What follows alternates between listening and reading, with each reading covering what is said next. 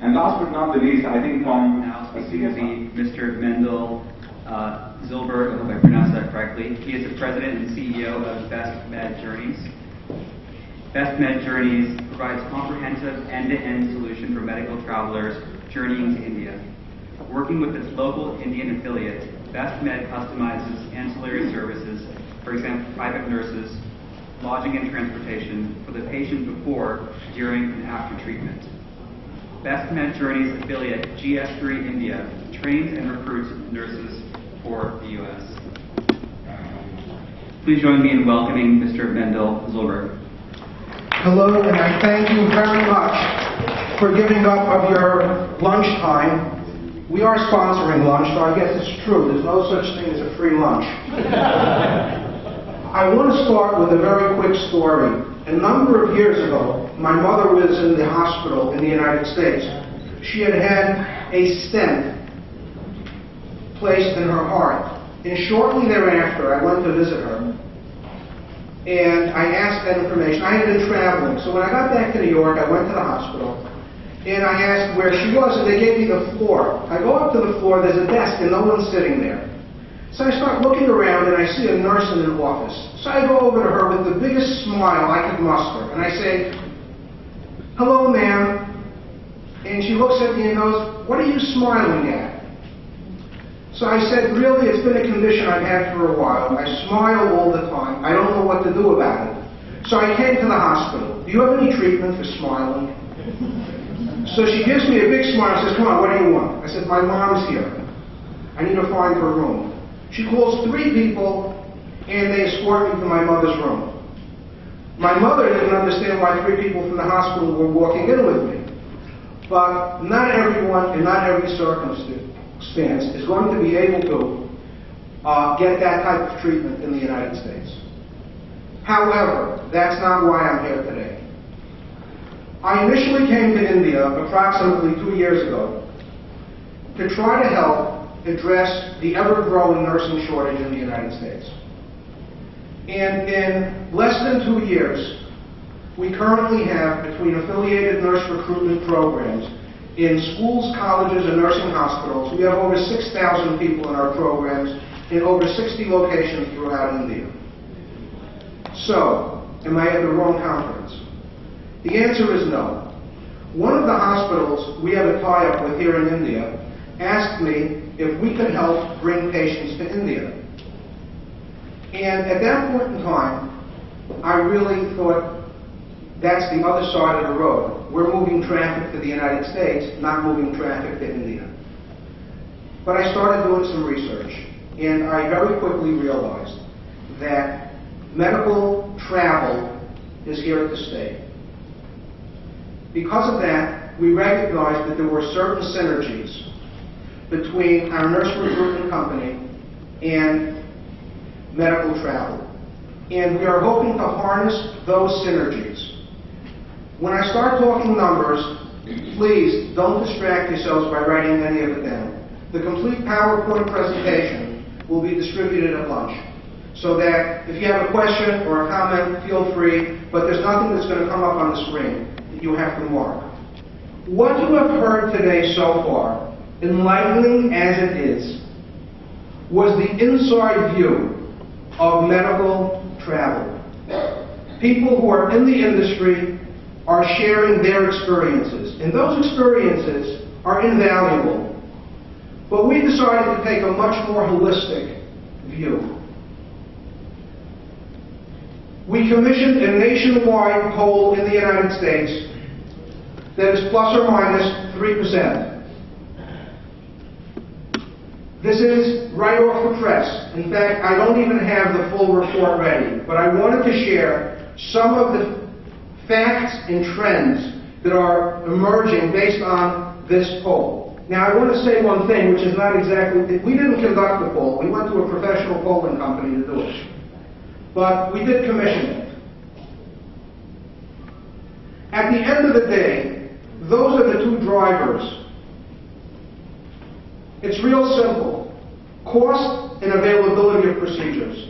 The vast majority of Americans who would consider going abroad will go for those 2 reasons.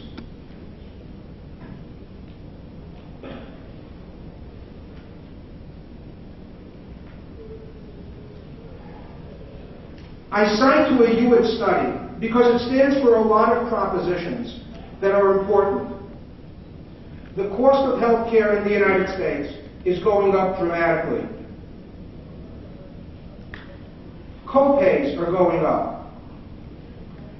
In essence, the participation of the patient financially is going up. And those are of the people that, in fact, are blessed to have medical insurance. Now for the numbers. I was really surprised to see that 34% of Americans say they would consider traveling outside the United States for medical treatment. 9% waffle, depending on various factors. That is a very encouraging number, considering we're at the beginning of the cycle, really, of medical travel. But more importantly, are dealing with the people that said no. Of the people who said they would not consider leaving the United States for medical travel, the top 2 reasons were concerns about the quality of medical care and the level of comfort when they are outside of the United States. To us, that means that in order for the United States to become a viable provider and for India to become a viable destination for medical travel, these 2 areas must be addressed. Data from the poll suggests that 66% of people are either positive or neutral about international medical travel. Again, a very encouraging statistic. 19% have either traveled or know someone who has traveled abroad for medical treatment.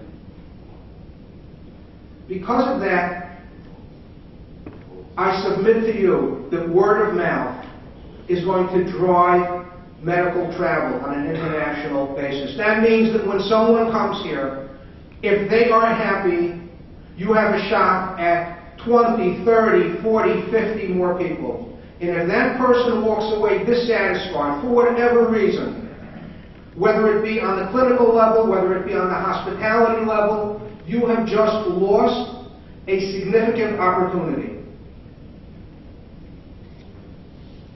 Let's talk about the levels of insurance.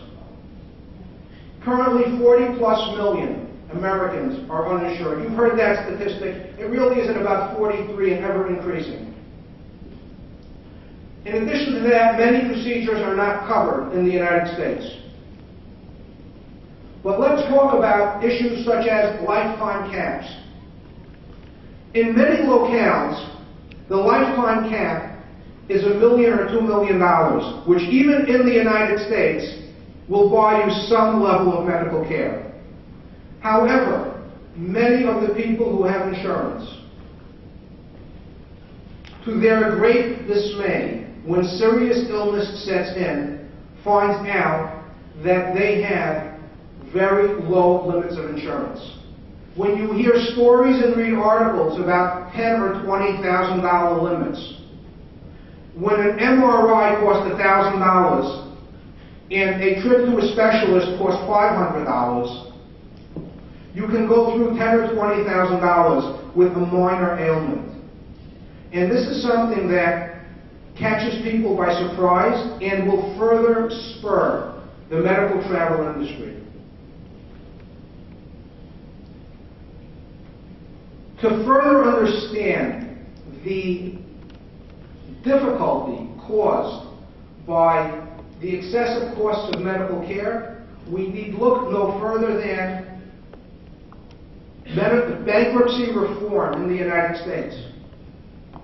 Again, 46%, this was taken a few years ago, 46% of people in the United States who filed for bankruptcy cited medical bills. Now, some of the information on this page, I gave you a site that would speak about the caps on medical insurance. so that you can see it for yourselves. Some of the others are not in that article.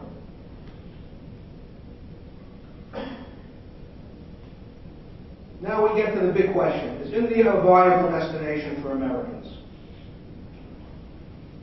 12% of Americans in this poll said they're willing to go to India for medical travel. Thailand ranked 6%. I don't want to go through the list of countries, but I figured we would give some contrast. By the way, UK ranked number 1, Canada ranked number 2. 24% said they would never go to India. 30% said they would never go to Thailand, and 33% would never go to China or Russia.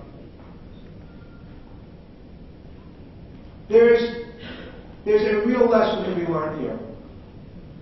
While India is not a front runner, it truly has the potential for growth. But there are a certain amount of work has to go in to make India a viable destination. I submit to you a number of questions. Can a medical travel company offering treatment in many different locales effectively promote one country? I think not, but I leave it to everyone here to reach your own conclusions.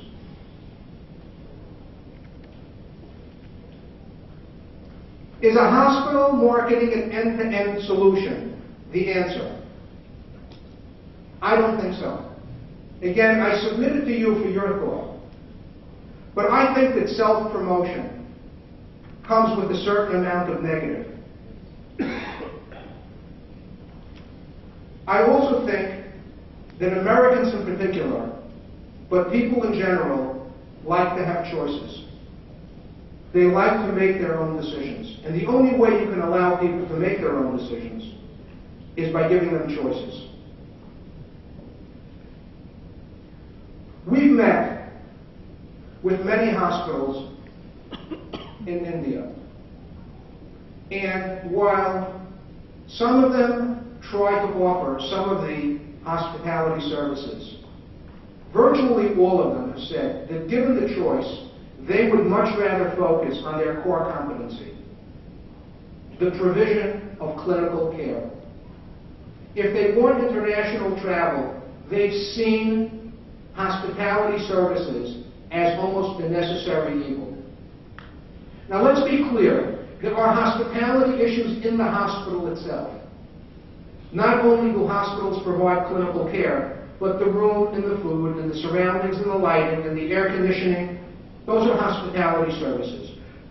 So when we speak about hospitality services in terms of international medical travel, we are speaking about those hospitality services that occur outside the hospital.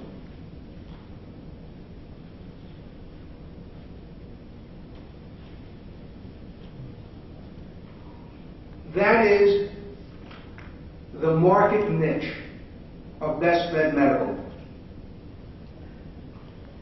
Essentially, what we want to do is have representation in the United States, nursing, social work, which we have already in place in the United States, so that they can field initial inquiries. We are currently aligning with the best and the brightest in India, and that's for the clinical piece. But what happens with the hospitality piece? It is clearly not the core competency of a hospital. Hospitals are also not the place for people to be once they can leave, because they got a lot of germs in them.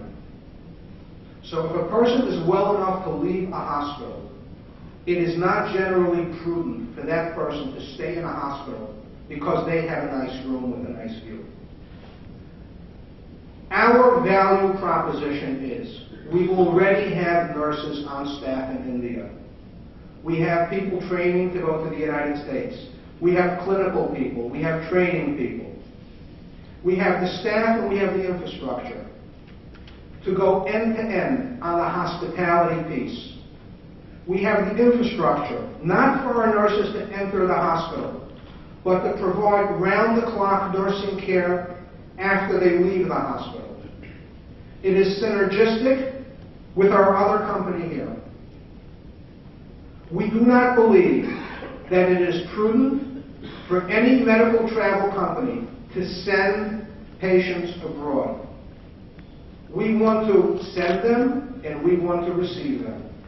We will not open in any city in India without on-the-ground staff, both hospitality staff and nurses that can act as the interface between the patient and the hospital. Because of our affiliate, we are in a unique position to offer that. Having landed in India 2 years ago and seeing the difficulties of getting out of the airport. I wasn't the first American patient landing in India, so I wasn't afforded some of the courtesies.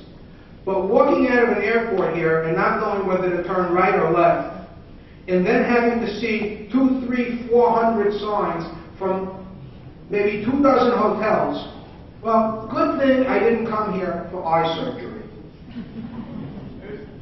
The list goes on and on. What about when there are no rooms available in a particular town? I've had that. There are times in India where you cannot get a room that would make a foreigner happy in a city in India. What happens with the vacillation of hotel rates? I've been to hotels here where the variation for the same room has been 250%. If you're the last guy who needs a reservation, I hope you have deep pockets. If you come in slow season, you can get a bargain. Is this what people who need urgent medical care need? We will be opening corporate apartments here so that we can better manage the hospitality piece. We already have drivers that are employed by our company. If we run short, we have contracts with others. This is the preparation that we are putting in place for our launch. We have the infrastructure because of our affiliate. We have tie-ups with a number of hospitals which we're looking to increase. But we know what our core competency is, and we know what the hospital's core competency. We do audits, we visit hospitals, hospitality staff visits, our clinical staff visits, but at the end of the day, it's the patient's choice. They will make a decision. We will just highlight what we have found. Clearly, we will not deal with hospitals that we do not think reach a certain baseline in terms of clinical care and in terms of hospitality. But we know what our core competency is, and that is international medical travel, hospitality. We know what the hospital's core competency is, and that is the provision of clinical care. And if that becomes the paradigm, so that institutions and organizations understand what their contribution should be to the value line, with the medical travel companies promoting not only the hospitals that they have tie-ups with, but the advancements of medicine in India in general. It is the international medical travel companies that have to raise the specter of Indian provided medicine. If we can do that and have